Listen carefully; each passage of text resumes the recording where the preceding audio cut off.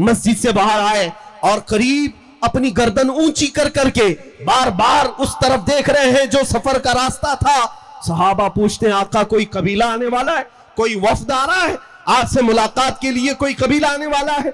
मेरे आका ने फरमाया, नहीं, मेरा एक दीवाना, मेरा एक आशिक आने वाला है जो जख्मों से चूर है। लोगों ने उसका रास्ता रोका मगर उसे कोई ना रोक सका। सहाबा कहते, कौन है जिसका इंतजार मुस्तफा करीम फरमा रहे हैं? थोड़ी देर के बाद सहाबा कहते हैं, जख्मों से चूर, खून में लथपथ, तात के कपड़े जगह जगह से फटे हुए, हमने देखा तो ये तो सुहैब है जो मक्का के मालदार का बेटा, जिसकी खुशबू इतनी महंगी थी कि लोग सूंघने के लिए आया करते, आज वो जख्मों से चूर मदीने में आ रहा है। मेरे आका बढ़ करके आगे चलते हैं। जैसे ही सुहैब करीब आए, आका ने सीने से सीना लगा लिया, मुआनका किया और अपने बदन पर जो चादर थी वो निकाल करके सुहैब रूमी को पहनाया और कहा, अल्लाह तेरा भला करे। हजरत सुहैब के जुमले सुनो, ऐ मेरे अजीजों, यही मेरे बयान करने का मकसद है। जिसको लोगों ने तोड़ा, माँ ने मारा होगा, बाप ने मारा होगा, गुंडों ने पीटा होगा, माल छीन लिया होगा, लेकिन जब वो थका हारा गुलाम मदीने पहुंचता है, मेरे आका के सीने से सीना लगता है, रसूल पाक चादर पहनाते हैं, तो देखो सहाबा कहते हैं, सुहैब के चेहरे पर हमने खुशियों के आसार देखे। ऐसा लगता था कोई जख्म भी नहीं, कोई दर्द भी नहीं। उसके बाद अपने दोनों हाथ फैला कर कहता है, सुहैब कहता है, मेरे दोस्तों, अब तो मुझे किसी गम का एहसास भी नहीं। दुनिया छूटती है, छूटे, मुस्तफा की चादर मेरे पास है। नारे तकबीर, नारे रिसालत, सुभान अल्लाह, सुभान। वो सुहैब है, जानते हो, जिंदगी भर मदीने तैयबा में उसी चादर पर बसर करते रहे। और जब मौत का वक्त करीब आया, वसीयत करके जाते हैं, लोगों मेरी ये चादर मुझसे जुदा ना करना, जब मुझे कफन देना तो इसी चादर में कफन देना। इसलिए कि दुनिया में अगर सबसे ज्यादा मोहब्बत करने वाली कोई जात है तो वो माँ होती है, बाप होता है, लेकिन मेरे साथ तो मामला ये है, मुझसे मोहब्बत करने वाली माँ ने भी छोड़ दिया, बाप ने भी छोड़ दिया। मेरी अजीज माँ ने मेरे कपड़े उतरवाए। किसी की माँ छोड़ दे, बाप छोड़ दे, उस वक्त मदीने का आका तन्हा नहीं छोड़ता। सुभान अल्लाह, हमारी मोहब्बत की वजह, यह है हमारी मोहब्बत की वजह। अजीजान गिरामी, मैं दुनिया को एक कहता हूं, अगर माँ भी हमारी छोड़ दे, बाप भी हमारा छोड़ दे, मगर गुंबदे खजरा का मक्खी हमें तन्हा नहीं छोड़ता, वो तन्हा कभी नहीं होने देता। एक रिवायत मौजूद है, तुम समझते क्या हो नौजवानों? हो सकता है आज तुम्हें ये ग्लैमर की दुनिया ने का देखा हो, तुम्हें ये बॉलीवुड और हॉलीवुड की फिरकियों ने अपनी तरफ खींच लिया होगा। मैं समझता हूं हमारे बच्चे थोड़ी देर के लिए भटक गए होंगे, लेकिन सिर्फ अखलाक में, आमाल में। लेकिन आज भी तुम्हारे सीने में मेरे आका का वो चिराग जल रहा है। अगर हुजूर की मोहब्बत का चिराग ना होता तो इस मजमे में आते भी नहीं। और मुझे पता है मुझे सुनने वाले होते कौन हैं, जाहिर सी बात है। वाह वाह वाह। मैंने महसूस किया है, मुझ जैसे खतीब को बहुत कम लोग सुनते हैं। वैसे तो दूर बैठ के बहुत सुनते हैं, लेकिन करीब आने वालों को मैंने महसूस किया है, कई लोग ये सोचते हैं ये मौलाना के साथ खड़े रहेंगे, कल को हम पे भी केस हो जाएगा, ये फुल रडार में है, इनको भी पकड़ लेंगे, उनको भी पकड़ लेंगे। लेकिन अल्हम्दुलिल्लाह यहाँ जो बैठे हुए हैं, ये यहाँ जो आए हुए हैं, ये वो लोग हैं जिनको दुनिया डराती नहीं, या दुनिया डराए तो ये डरते नहीं, बल्कि ये वो लोग हैं जिनकी माओ ने दूध के साथ इश्क रसूल भी पिलाया हो। सुभान अल्लाह, सुभान अल्लाह। आपके सीनों में वो इश्क की चिंगारी अभी मौजूद है, बस इसे शोला बनने की देर है। इस चिराग की लौ को थोड़ा सा और बुलंद होने की देर है।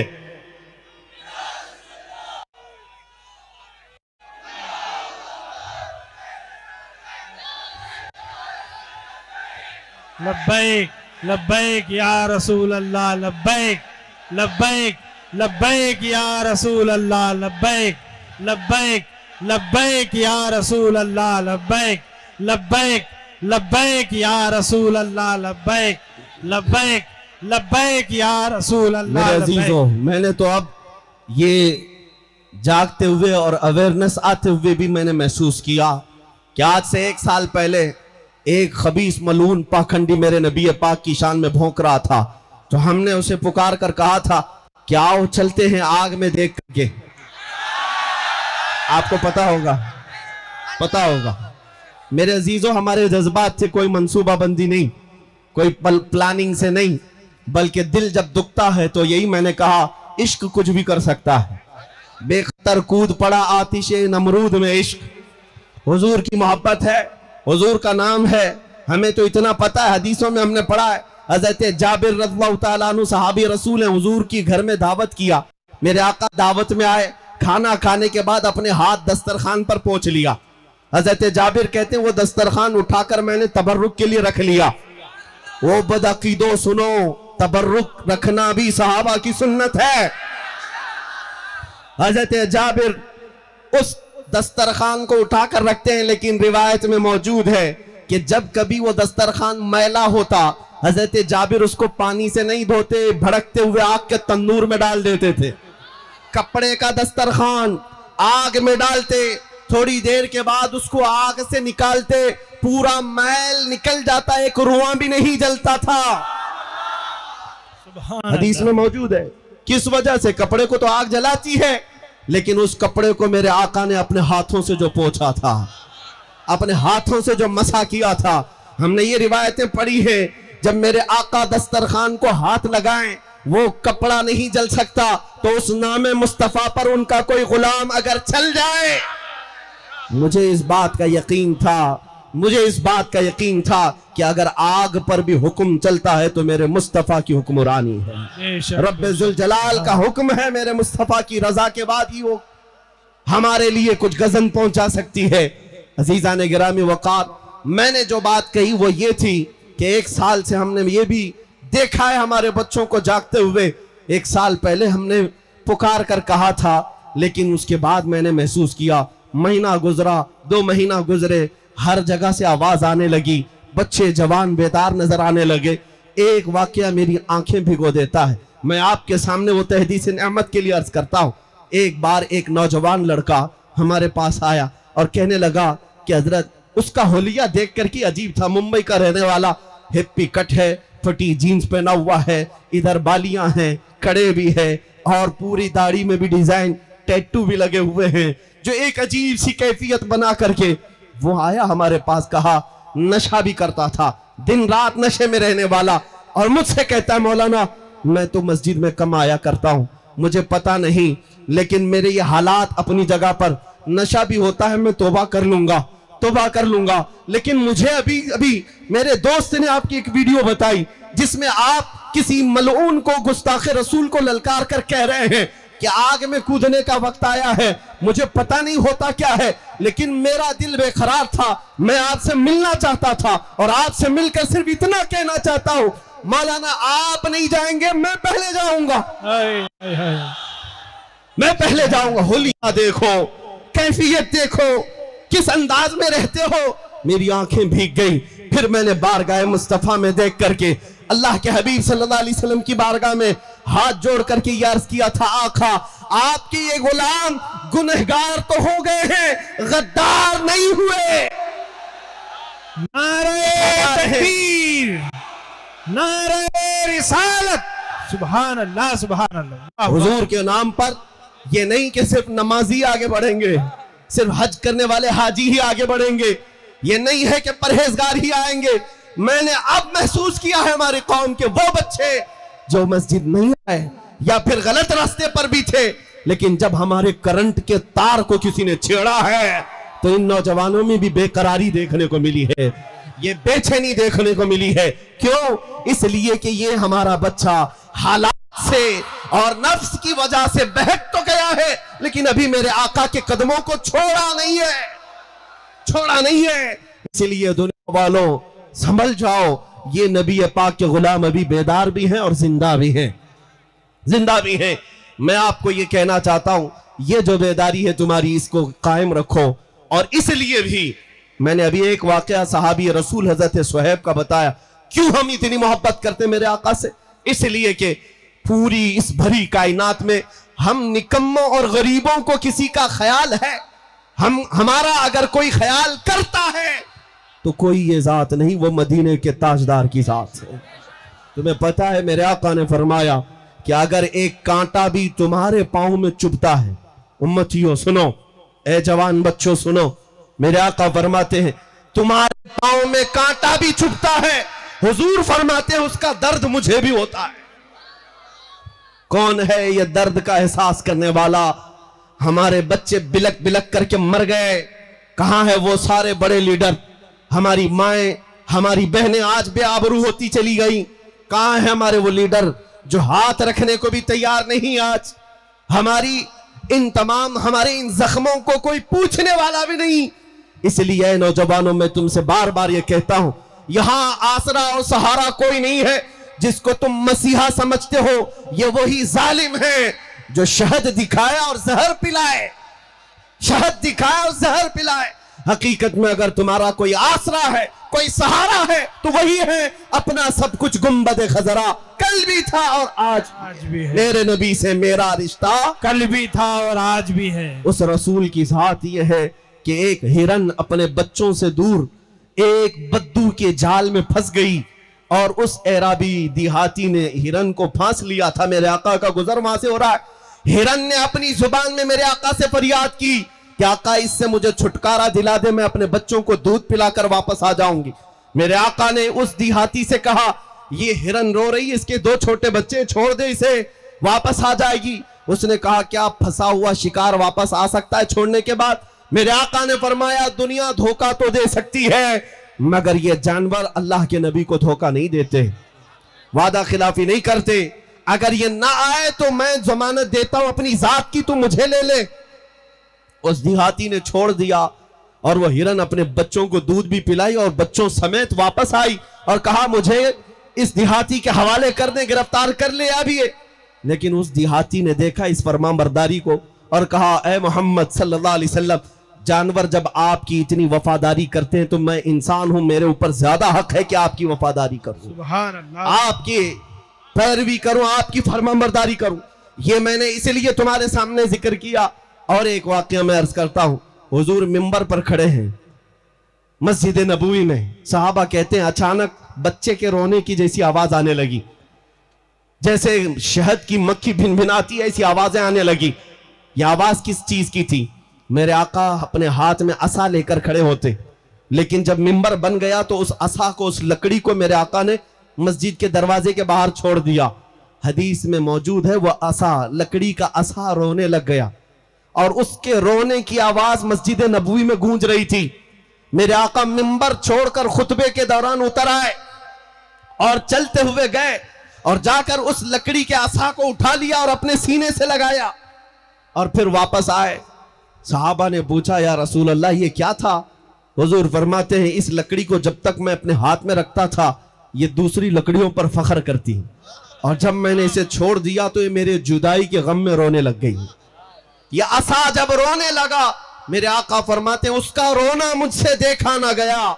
मैं मिंबर छोड़कर उतर आया और उसको उठाकर मैंने सीने से लगा लिया, चुप हो गया। मैं कहता हूं ऐ अजीज बच्चों, एक हिरन याद करे मेरे आका को, उसकी मदद के लिए वो चले जाते हैं। एक लकड़ी बेकाबू होकर रोने लग जाए, मेरे आका मिंबर छोड़कर उतर आते हैं। तुम तो उम्मती हो, तुम मेरे आका के उम्मती हो।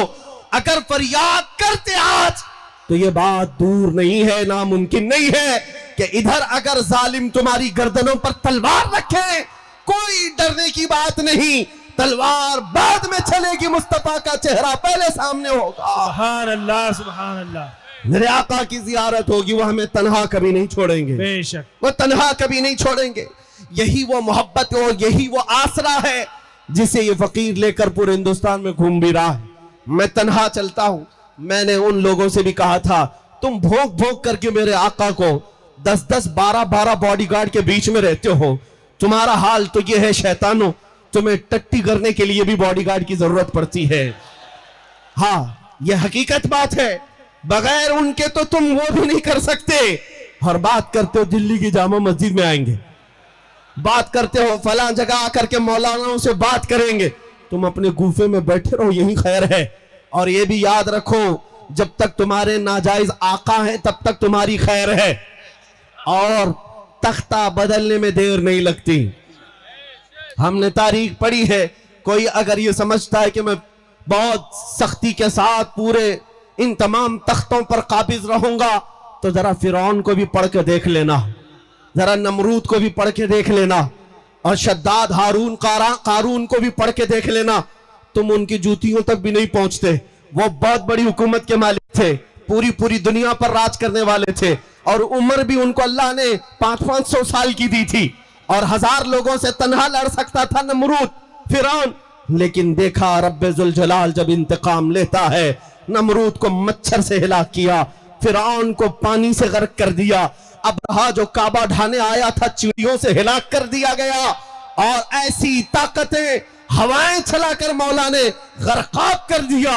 और इनको तो इतना भी नहीं है, न तुम्हारे पास कारून की दौलत है, न फिरौन का तख्ता है, न शद्दाद की जन्नत है, न तुम्हारे पास हामान जैसी ताकत है। कुछ ना होकर ज्यादा मत इतराना। रब तबारक व तआला फिर अगर एक हल्का मच्छर भी भेजे, तुम उसकी ताब ना ला सकोगे, तुम उसकी ताब ना ला सकोगे। लेकिन अल्हम्दुलिल्लाह हम इस बात के इंतजार में हैं। मौला कदीर और जब्बार कुरान में फरमाता है, अलैहिस्सल्लाहु बिअहकमिल हाकिमीन, क्या अल्लाह सबसे ज्यादा हकम नहीं है, सबसे बड़ा हकम नहीं है? वो सबसे बेहतर फैसला करने वाला है। और कुरान में अल्लाह फरमाता है, इन्नमा युअखिरुहुम लियौमिन तशखसु फीहिल अब्सार। अगर जालिमों को अल्लाह मोहलत देता है, टाइम देता है, छूट देता है, तो क्यों? कुरान कहता है इसलिए थोड़े दिन और ये कर ले, फिर मौला ताला उस दिन दिखाएगा जब सबकी आंखें देखेंगी, और ये ऐसे गिरफ्तार हो सकते हैं।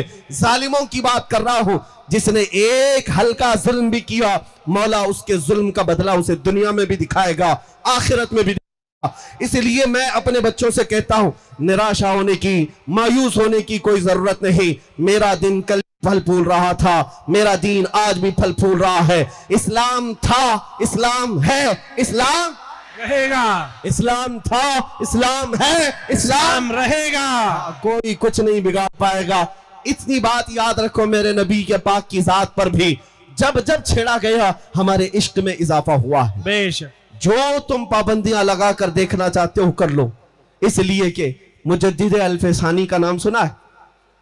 अकबर के दौर में, अकबर तो बड़ा डिक्टेटर था और अखंड भारत का हाकिम, इलेक्शन से आया हुआ भी नहीं, उसका खुद का सिलेक्शन था। और बादशाह कैसा होता है, पार्लियामेंट की भी जरूरत नहीं, किसी के मशवरे की भी, जो मन में आया सब कर लिया।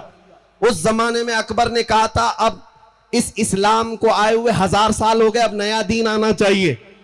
लोग मुझे आज बताओ, आज हालात खराब हैं या उस वक्त हालात ज्यादा खराब थे? उस वक्त वो तो डिक्टेटर था, डेमोक्रेसी नाम की कोई चीज नहीं थी, लोगों को एहतजाज करने का हक नहीं था, बादशाह के खिलाफ कोई बात नहीं कर सकता। इतने बुरे हालात में भी वक्त का मुजद्दिद अहमद फारूकी सरहिंदी आवाज उठाता और कहता है, ए अकबर तेरा दीन नहीं चलेगा, जो दीन चलेगा वो मेरे मुस्तफा का ही होगा।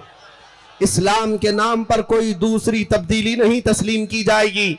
इस पादाश में मुजद्दिद साहब को ग्वालियर की जेल में बंद कर दिया, ग्वालियर की जेल में बंद कर दिया गया। 8 साल के बाद जब मुजद्दिद अल-फसानी को छोड़ने, रिहा करने की बात आई, तो जेल में जाकर देखते हैं, सुनो एक आशिक रसूल की जिंदगी क्या होती है, तुम कहां बंद बांधोगे? मुजद्दिद साहब को 8 साल जेल में रखा गया, लेकिन 8 साल के बाद जब जेल के अंदर जाकर देखते हैं, जेल में जो कैदी थे 700 मुजरिमों को मुजद्दिद साहब ने आलिम दीन बना दिया है। सुभान अल्लाह, सुभान अल्लाह। जेल में तफसीर कुरान, हदीस रसूल का जिक्र, मेरे आका का इश्क। इसलिए कहते हैं दीवाना जहां होता है वहीं पर वो अपना शहर आबाद करता है। मेरे आका सल्लल्लाहु ताला अलैहि वसल्लम की खुशबू ऐसी है कि वो बाजार में हो तो भी महकता है, मस्जिद में हो तो भी चमकता है, वो चाहे कब्रिस्तान में सोया हो तब भी लोगों के दिलों पे राज करता है। आज देखो बहुत सारे आए तख्त पर बैठे हुए, उनके नाम सबको याद नहीं, लेकिन 800 साल हो गए हिंदुस्तान की तारीख में अजमेर में सोया हुआ मर्द कलंदर आज हर मुसलमान के दिल पर राज करता है। सुभान अल्लाह, सुभान। ये वो हुकूमत है जो सिर्फ वोट से नहीं ली जाती, ये इश्क मुस्तफा की बदौलत दी जाती है। जो नबी का हो गया कायनात पूरी उसकी तरफ फेर दी जाती है। आज मेरे अजीजों, मुझे भी अगर आप सुनने आए हैं या मुझे ये मिंबर पर खड़ा किए हैं तो इसलिए नहीं कि किसी सियासी पार्टी का बड़ा नेता है, बल्कि ये रात के इतने पहर गुजर जाने के बाद इज्जतों के साथ अगर मुझे आप देखते हैं तो सिर्फ इसलिए जब तक बिके न थे तो कोई पूछता न था। या रसूल अल्लाह, तुमने खरीद कर हमें अनमोल कर। नारे तकबीर, नारे रिसालत, देखो हमारे नबी की शान, देखो हमारे नबी की शान। सुभान अल्लाह, सुभान अल्लाह। बस मैं अपनी गुफ्तगू को समेटता हूं। मदीने तैयबा में मेरे आका मस्जिद नबवी में बैठे सहाबा को दर्स दे रहे थे। रास्ते से गुजरने वाला एक नौजवान, एक नजर मेरे आका पर पड़ी। यहूदी घर से ताल्लुक था, माँ भी यहूदन बाप भी यहूदी, लेकिन नौजवान दरवाजे से खड़े होकर देखता रहा और मेरे आका की मनमोहनी सूरत, वो जो दिलों को लुभा जाए, देख करके ऐसा दीवाना हुआ कि खड़ा ही रह गया और हुजूर की मीठी बातें सुनते सुनते वहीं खड़ा रह गया। फिर घर चला गया। शाम को बेकरारी बढ़ी कि उन अल्फाज में कितनी मिठास है। एक बात याद रखना, जो नबी पाक सल्लल्लाहु ताला अलैहि वसल्लम की तरफ देखता है या हुजूर की तरफ आता है, ये वही दिल आएंगे जिन दिलों को अल्लाह पाक करता है। जिन दिलों में कुत्ते पहले से भरे हुए हों, उन्हें मेरे नबी का चेहरा क्या समझ में आए। आपको वो हदीस मालूम है, हुजूर सल्लल्लाहु अलैहि वसल्लम बैठे हुए थे, हजरत अबू बकर आए, कहा आपसे ज्यादा हसीन मैंने किसी को देखा नहीं। हुजूर ने फरमाया सच कहा अबू बकर। अबू जहल आया थोड़ी देर बाद, कहा मोहम्मद तुम्हारे से ज्यादा बदसूरत मैंने किसी को नहीं देखा, नऊज़ बिल्लाहि मिन ज़ालिक। मेरे आका ने फरमाया तू भी सच कहता है, ये कैसे हो सकता है। बाद में मेरे आका सल्लल्लाहु ताला अलैहि वसल्लम ने फरमाया मैं आईना हूं, हर कोई अपनी सूरत देखता है और अपनी बयान करता है। सुभान अल्लाह। अबू बकर आए, अपना चेहरा इस आईने में अच्छा देखा, तारीफ की, और ये बदबख्त आया अपना चेहरा देखा, अपनी मजम्मत किया। तो जितने पाखंडी भौंक रहे हैं, सुन लो तुम्हारी अपनी हैसियत क्या है। जो नबी पाक की शान में भौंकता है वो हलाली नहीं होता, हलाली नहीं होता। वो अपना नसब सबको बता रहे हैं, देख लो सुन लो हम हरामी हैं।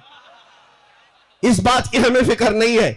मैं जो बात कह रहा हूं, एक नौजवान हुजूर को देखा, बेकरार हुआ, घर गया। दूसरे दिन उसी टाइम पर फिर मस्जिद में आया। मस्जिद के दरवाजे पर दूर से ही मेरे आका की बातें सुनता रहा, खड़ा होकर के हुजूर को देखता रहा, अंदर आने की हिम्मत नहीं। फिर गया।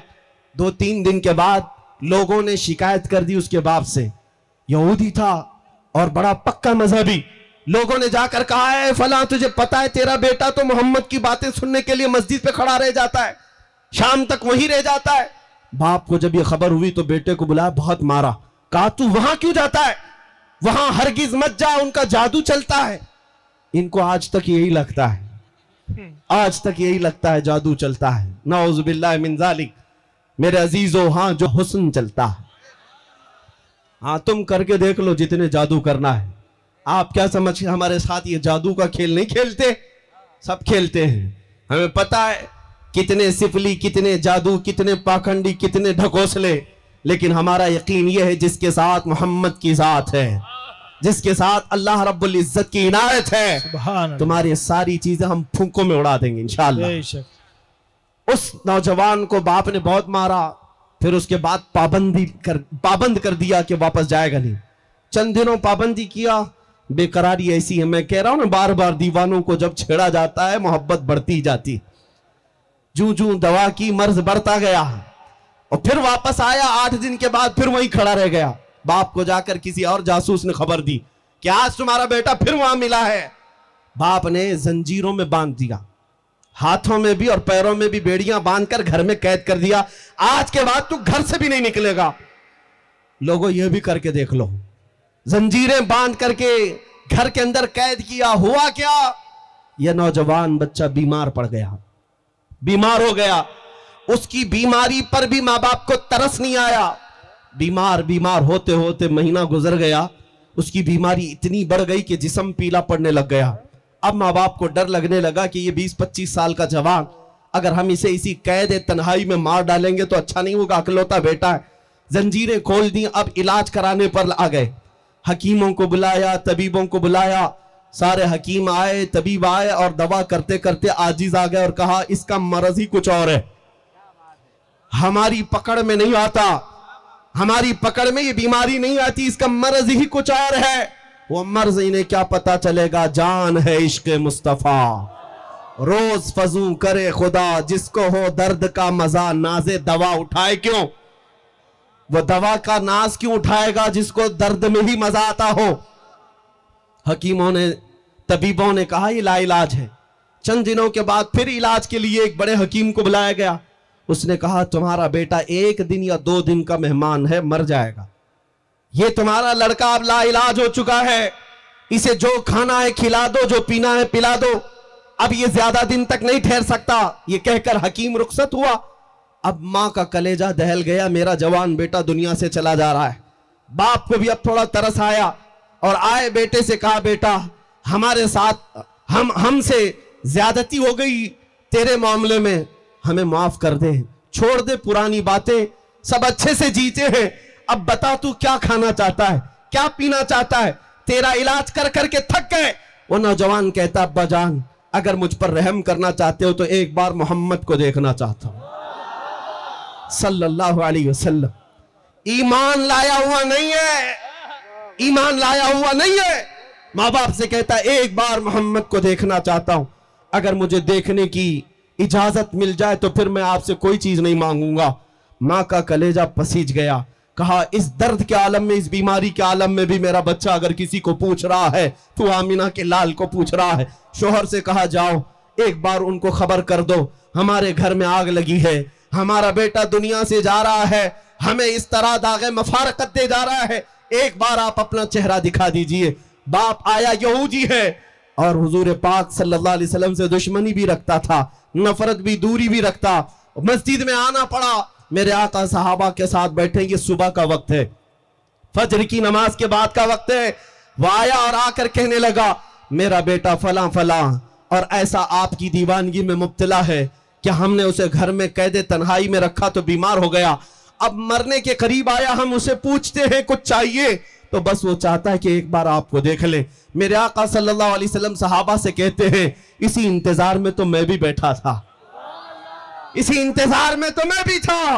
चलो ए मेरे सहाबा, हमारे एक आशिक ने हमें याद किया है। वो लम्हा कैसा होगा जब मदीने का ताजदार अपने आशिकों का दिल रखने के लिए अपने घर आता हो।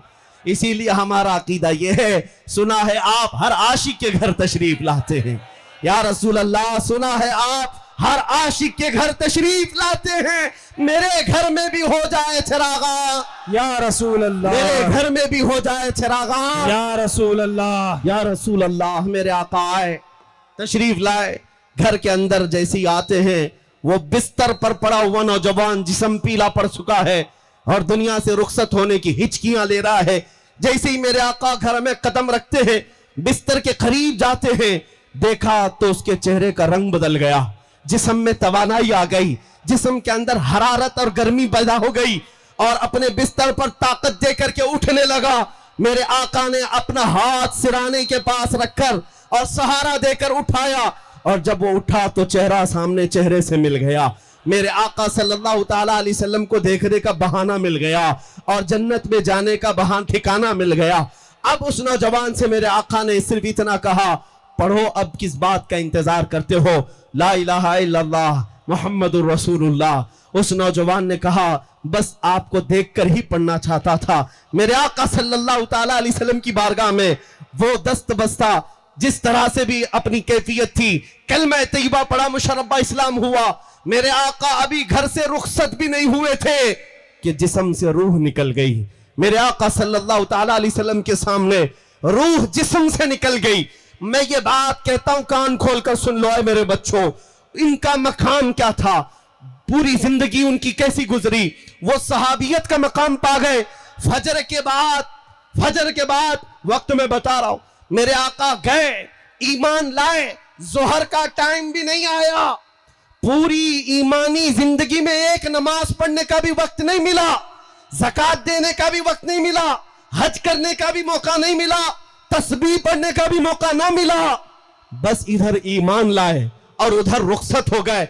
ये इतने चंद लम्हात में उस नौजवान की जिंदगी, वक्त का गौस अब्दाल अख्ताब भी उनके कदमों तक नहीं पहुंच सकता, इसलिए कि सहाबी के मकाम को कोई गौस भी नहीं पहुंचता, इसलिए कि उस सहाबी को उन चंद लम्हों में अगर कोई चीज औजे सुरैया पर पहुंचाती है तो नमाजें, तस्बीह, जिक्र, अस्कार नहीं, बल्कि चेहरे रसूल को एक बार देखना उन्हें आसमान की बुलंदी पर पहुंचाता है।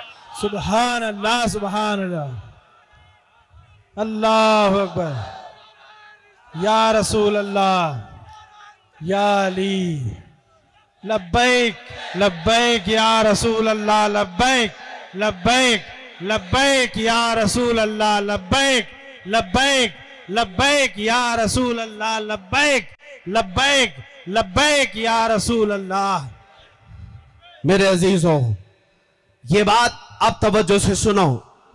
एक नौजवान को चंद लम्हों के लिए अगर मेरे मुस्तफा का दीदार मिल जाए, वो पूरे जमाने के गौस, अब्दाल, अख्ताब, नुजबा, शुरफा से भी बढ़ जाता है, बहुत बुलंद मकाम पा जाता है। गौसे पाक रदी अल्लाह तआला अन्हु का यह फरमान सुना है आपने?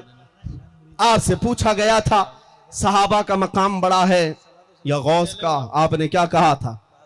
जो रसूलुल्लाह के सहाबी जिहाद में जाते, जिन घोड़ों पर बैठकर जाते, उन घोड़ों की टाप के नीचे से जो धूल उड़ती थी, उस धूल तक भी कोई गौस नहीं पहुंच सकता, इसलिए कि सहाबी को जो मकाम मिला है वो दीदार रसूल की वजह से मिला है।